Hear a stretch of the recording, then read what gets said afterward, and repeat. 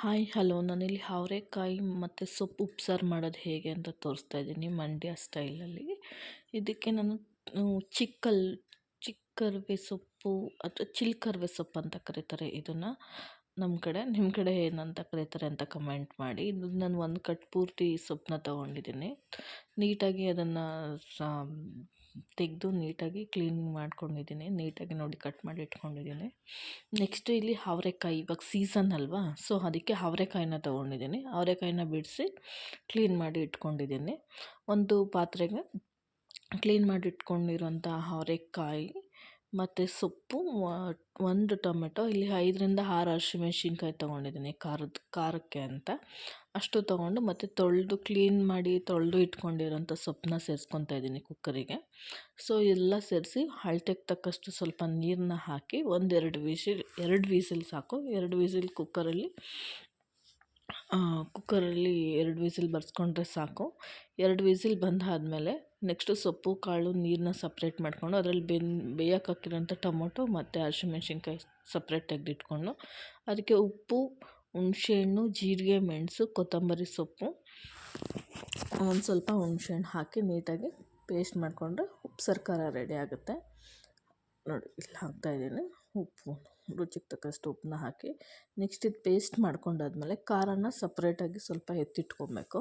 Full ಖಾರನ ಸಪ್ರೇಟಾಗಿ ಎತ್ತಿಟ್ಕೊಂಡು ಅದೇ ಜಾರಿಗೆ ಸ್ವಲ್ಪ ನೋಡಿ ಇಲ್ಲಿ ಸಪ್ರೇಟ್ ಮಾಡಿ ಇಟ್ಕೊತಾ ಇದ್ದೀನಿ ಖಾರನ. ಯಾಕಂದರೆ ಇಲ್ಲಿ ನಾನು ನೀರು ಸಪ್ರೇಟು ಮಾಡಿರೋದ್ರಿಂದ ಖಾರನ ಸಪ್ರೇಟ್ ಎತ್ಕೊತಾ ಇದ್ದೀನಿ. ಈ ಥರ ಮಾಡಿ ಎಲ್ಲ ಥರನೂ ಟೇಸ್ಟ್ ಮಾಡಬೇಕು. ಈ ಥರ ಒಂದ್ಸಲ ಟ್ರೈ ಮಾಡಿ. ಇದಕ್ಕೆ ನಾನು ಕಾಳು ಮತ್ತು ಸೊಪ್ಪನ್ನ ಸ್ವಲ್ಪ ಮಿಕ್ಕಿರೋಂಥ ಖಾರದ ಜಾರಿಗೆ ಹಾಕಿ ನೀಟಾಗಿ ನುಣ್ಣಗೆ ರುಬ್ಕೊತಾ ಇದ್ದೀನಿ. ಅದು ನೋಡಿ ಕಾಳು ಮತ್ತು ಸೊಪ್ಪನ್ನ ನೀಟಾಗಿ ರುಬ್ಬಾದ್ಮೇಲೆ ಆಲ್ರೆಡಿ ಸಪ್ರೇಟ್ ಮಾಡ್ಕೊಂಡಿದ್ನಲ್ಲ ಸೊಪ್ಪು, ಕಾಳು ಮತ್ತು ನೀರು, ಆ ನೀರಿಗೆ ಮಿಕ್ಸ್ ಮಾಡಿ ಆ ಖಾರನ ಹಾಕಬೇಕು. ಬೇಕು ಅಂದರೆ ಇದಕ್ಕೆ ನೀವು ಒಗ್ಗರಣೆ ಕೊಟ್ಕೊಬೋದು. ನಾನು ಇಲ್ಲೇನು ಒಗ್ಗರಣೆ ಕೊಡ್ತಿಲ್ಲ. ಜಾಸ್ತಿ ಎಣ್ಣೆ ಈ ವೆದರಲ್ಲಿ ಬೇಡ ಅಂತ ನಾನು ಜಾಸ್ತಿ ಅಷ್ಟೊಂದು ಎಣ್ಣೆ ಮನೇಲಿ ಯೂಸ್ ಮಾಡೋದು ಇಲ್ಲ. ಸೊ ಅದರಿಂದ ನಾನು ಎಲ್ಲದಕ್ಕೂ ಸುಮ್ಮನೆ ಒಗ್ಗರಣೆ ಕೊಡೋದು ಆ ಥರ ಎಲ್ಲ ಏನೂ ಮಾಡಲ್ಲ.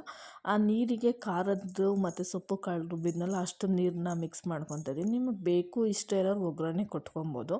ನಾನು ಸೊಪ್ಪಿಗೆ ಒಗ್ಗರಣೆ ಹಾಕ್ತಿರೋದ್ರಿಂದ ಇಲ್ಲಿ ಒಗ್ಗರಣೆ ಸ್ಕಿಪ್ ಮಾಡಿದ್ದೀನಿ.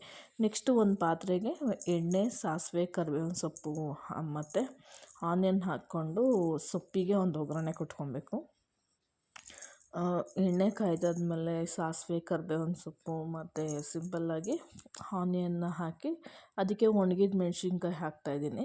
ಸೊಪ್ಪು ಕಾಳು ಎಲ್ಲ ಸಪ್ರೇಟಾಗಿ ಮಾಡ್ಕೊಂಡಿದ್ದೀನಲ್ಲ ಅದನ್ನು ಹಾಕಿ ನೀಟಾಗಿ ಆನಿಯನ್ ಡೀಪ್ ಫ್ರೈ ಅಂದರೆ ತುಂಬಾ ಮಾಡ್ಬೋದು. ನೀಟಾಗಿ ಆನಿಯನ್ ಫ್ರೈ ಆದರೆ ಸೊಪ್ಪಿನ ಜೊತೆ ತಿನ್ನೋಕ್ಕೆ ತುಂಬ ಟೇಸ್ಟಿಯಾಗಿರೋದು. ಸೊ ಈ ವೆದರಿಗಂತೂ ಸೂಪರಾಗಿರುತ್ತೆ ಈ ಸಾಂಬಾರು. ಒಂದ್ಸಲ ಟ್ರೈ ಮಾಡಿ ನೋಡಿ. ಕಾಳು ಸೊಪ್ಪು ಅಷ್ಟು ಸೊಪ್ಪು ತೊಗೊಂಡಿದ್ದೀನಿ. ಸೊಪ್ಪು ಆಗಿರೋದೇ ಇಷ್ಟು. ಸೊ ನೀಟಾಗಿ ಒಗ್ಗರಣೆಯಲ್ಲಿ ಸೊಪ್ಪು, ಆನಿಯನ್ ಎಲ್ಲ ನೀಟಾಗಿ ಮಿಕ್ಸ್ ಆಗಬೇಕು. ನೆಕ್ಸ್ಟ್ ಮಿಕ್ಸ್ ಆದಮೇಲೆ ಅದಕ್ಕೆ ತೆಂಗಿನಕಾಯಿ ತುರಿ ಹಾಕ್ಕೊಂಡು ನೀಟಾಗಿ ಮಿಕ್ಸ್ ಮಾಡಿಕೊಂಡ್ರೆ ಪಲ್ಯ ರೆಡಿ ಆಗುತ್ತೆ. ಮುದ್ದೆ ಜೊತೆ ಅಂತೂ ಸೂಪರ್ ಟೇಸ್ಟಿಯಾಗಿರುತ್ತೆ. ಸಾಂಬಾರು ನೋಡಿ ಸಪ್ರೇಟಾಗಿ ಖಾರ ಒಂದ್ಸಲ